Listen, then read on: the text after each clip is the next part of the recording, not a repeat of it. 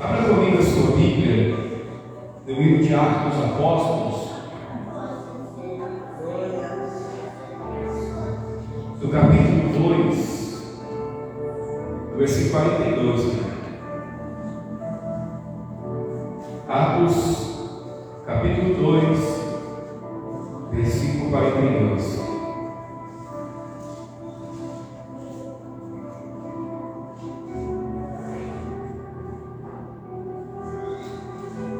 Atos, capítulo 2, versículo 42. Diz assim a palavra do Senhor: Eles se dedicavam ao ensino dos apóstolos e à comunhão, ao partir do pão e às orações. Todos estavam cheios de temor, e muitas maravilhas e sinais eram feitas pelos apóstolos. Os que criam mantinham-se unidos e tinham tudo em comum, vendendo suas propriedades e bem, distribuíram a cada um conforme a sua necessidade.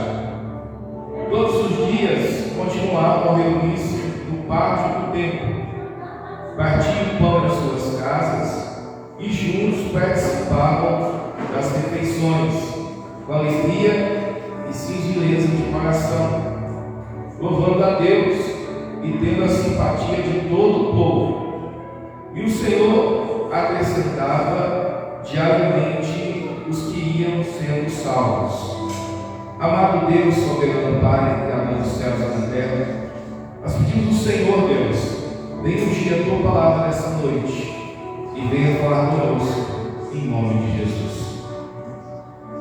Queridos, quando nós chegamos aqui em Atos dos Apóstolos, nesse versículo, nós vemos que o Espírito Santo, ele havia já descido, vindo sobre essas 120 pessoas que estavam orando ao Senhor. O impacto do Espírito Santo foi tão poderoso na vida dessas pessoas, que quando o Espírito Santo chegou no dia de Pentecostes, a vida dos discípulos de Cristo, a vida das pessoas que estavam reunidas com eles, naquele cenário, foram impactadas pelo poder de Deus através do Espírito Santo. Nós sabemos que o Espírito Santo, ele chegou de repente, e quando o Espírito Santo se manifestou naquele lugar foi tomado pela presença de Deus de uma forma poderosa. Mas o que me chama a atenção, meditando nesse texto hoje à tarde, que esse impacto da presença do Espírito Santo, esse impacto da chegada do Espírito Santo, não somente refletiu na vida dessas 120 pessoas que estavam reunidas, não somente refletiu na vida dos apóstolos, dos discípulos de Jesus que estavam esperando a promessa do Pai se cumprir. Não somente veio o impacto somente nas suas vidas. A Bíblia diz que estavam reunidos naquele lugar pessoas de diversos lugares, estavam ali reunidos, devotos de Deus, tinham vindo de todas as nações do mundo. Deixa eu abençoar aqui. Eles estavam ali e eles foram impactados ao ouvir o som, ao ouvir, eles ficaram perplexos de ouvir as maravilhas de Deus na sua própria língua. Então, o que me chama a atenção agora é que o Espírito Santo ele trouxe um impacto nas nações que ali estavam reunidas. Não foi somente uma nação, mas foi diversas nações reunidas ali. Então nós sempre declaramos avivamento para as nações, porque o Espírito Santo ele já começou na sua chegada, tocando nações naquele dia com o poder dos céus na terra. E essa é a vontade, esse é o desejo, esse é o propósito, esse é o plano de Deus, é que o Espírito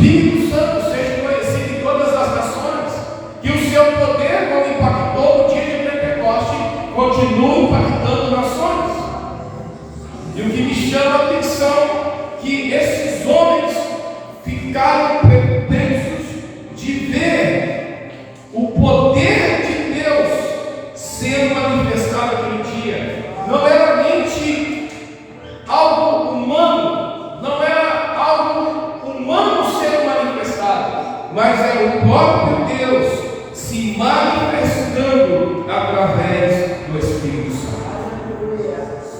E a multidão estava reunida, as nações estavam reunidas, e no meio de tudo isso que estava acontecendo, um homem ungido, um homem tocado, um homem impactado pelo Espírito Santo, chega diante desta multidão e ele diz assim: o que está acontecendo aqui hoje foi uma promessa enviada por Deus para esse tempo. É uma promessa da vinda, da chegada e da manifestação do Espírito Santo. Nós vemos que no início da pregação de Pedro começa a falar do Espírito Santo, e ele diz assim: nos últimos dias Deus derramaria do seu Espírito sobre todos os povos. Os seus filhos e suas filhas profetizarão, os jovens terão visões, os velhos terão sonhos. Sobre os meus servos e minhas servas derramarei o meu Espírito naqueles dias. Deus estava narrando uma promessa do profeta Joel, uma profecia do profeta Joel. E eu creio que nos dias de hoje não é diferente. Eu creio que nesse tempo de agora que nós estamos vivendo, o Senhor vai derramar o seu Espírito, e que essa promessa, essa profecia se estenda às outras gerações também. E quando Pedro agora começa a falar, ele começa a dizer sobre Jesus, ele começa a falar sobre o Filho de Deus para aquela multidão, ele começa a falar das maravilhas, dos milagres, dos sinais que foram feitos através de Jesus. Ele começa a falar do Filho de Deus, começa a dizer da ressurreição do Filho de Deus, e diz que o Espírito chegou, o Espírito Santo veio, porque havia uma promessa que o Pai tinha prometido. E o que me chama a atenção é que essas pessoas ficaram tão impactadas com essa palavra, essas pessoas ficaram tão tocadas por essas palavras, que eles começaram a pensar em uma mudança de vida. E o que me chama a atenção em Atos capítulo 2, versículo 37 diz assim: quando ouviram isso, ficaram aflitos em seu coração e perguntaram a Pedro e aos apóstolos: irmãos, o que faremos? Pedro respondeu: arrependa-se cada um de vocês, sejam batizados no nome de Jesus Cristo para perdão dos seus pecados, e receberão o dom do Espírito Santo, pois a promessa é para vocês, para os seus filhos e para todos que estão longe, e para todos quando o Senhor nosso Deus nos chamar. Então essa promessa ainda está de pé. Essa promessa ainda é atual na nossa vida, nos nossos dias. E a Bíblia diz que esses homens ali ouviram essa palavra, o Espírito Santo tocou as suas vidas de uma maneira poderosa, porque nós pregamos a palavra, nós ensinamos a palavra, nós instruímos a palavra, mas somente um convence, e o nome dele é o Espírito Santo de Deus. E naquele dia, 3.000 pessoas aceitaram essa mensagem e foram batizadas. Então nós vemos um efeito poderoso na chegada do Espírito Santo. Ele impactou a vida dos apóstolos, impactou aquelas nações que estavam reunidas, mas agora ele traz um terceiro impacto, aonde aquelas pessoas estavam reunidas, estavam ouvindo a mensagem, estavam ouvindo a palavra. 3.000 pessoas foram impactadas pelo Espírito Santo. E quando nós lemos agora o texto da abertura dessa mensagem, Nós vemos que eles foram tão impactados por aquilo que o Espírito Santo estava fazendo nas suas vidas, que eles começaram a dedicar ao ensino dos apóstolos. Eles começaram a dedicar a sua vida a aprender mais sobre Jesus, a aprender mais sobre a palavra de Deus, a aprender mais como viver uma vida para o Pai, para o Filho, uma vida com o Espírito Santo. Eles estavam dedicando a sua vida, eles estavam dedicando o seu tempo para aprender mais do Cristo maravilhoso, poderoso e tremendo. E os apóstolos agora estavam ensinando, estavam instruindo a eles aquilo que eles receberam do próprio Jesus, porque até então eles não tinham o Novo Testamento formado, mas eles tinham o ensino, eles tinham a revelação, eles tinham a instrução, eles tinham a palavra que Jesus, durante 3 anos e meio, passou para eles, instruiu eles, discipulou eles. Então nós vemos aqui que eles não somente dedicaram a sua vida ao ensino, a aprender. A Bíblia diz: errais porque não conheceis as Escrituras e nem o poder de Deus. Por que a heresia vem? Por que a mentira vem? Por que o engano vem? Porque muitas vezes as pessoas não estão preocupadas em aprender a palavra, elas não estão preocupadas em ser instruídas pela palavra, elas não estão preocupadas em alimentar a palavra, elas não dão muita importância ao ensino, elas não dão muita importância ao discipulado, a uma mentoria. Mas eles aqui, eles entenderam para caminhar segundo a vontade de Deus, eles tinham que dedicar. O que é dedicar? É amar, é se esforçar. Dedicar, quando você dedica algo, floresce, cresce, floresce, dá fruto.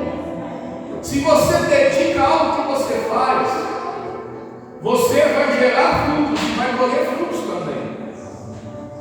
Então o que marca esse impacto do Espírito Santo é que eles entenderam a importância de aprender mais de Deus, através do Espírito Santo, através da palavra de Deus e a pessoa de Cristo. E eles viviam em comunhão, todo o tempo eles estavam em comunhão, eles estavam juntos, eles tinham prazer de se reunir, eles tinham prazer de estar juntos, eles tinham prazer de reunir para aprender a palavra, eles tinham prazer de reunir juntos para estar como uma família, como o corpo de Cristo unido.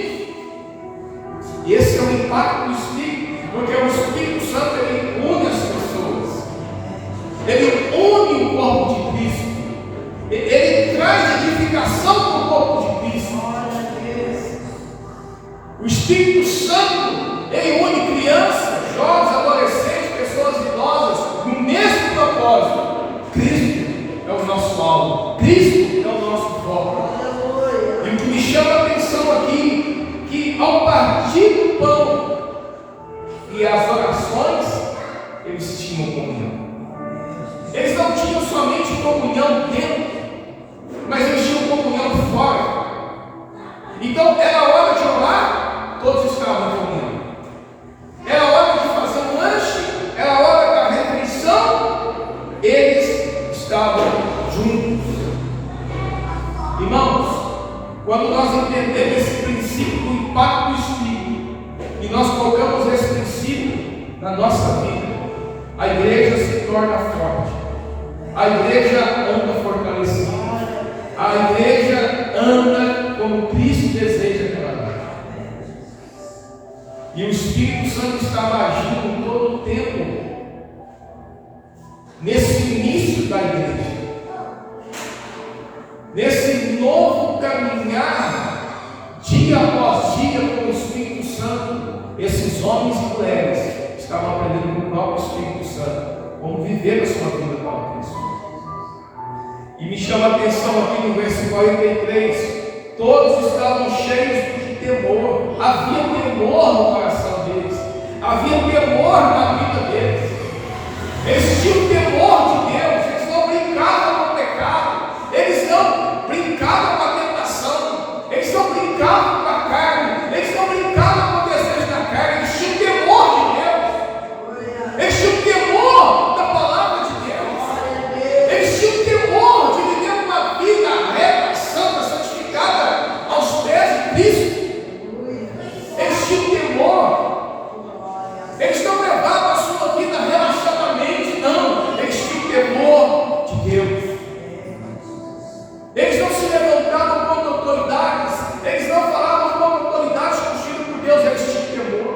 Eles andavam em obediência, em sinceridade, em verdade, em honestidade, em lealdade.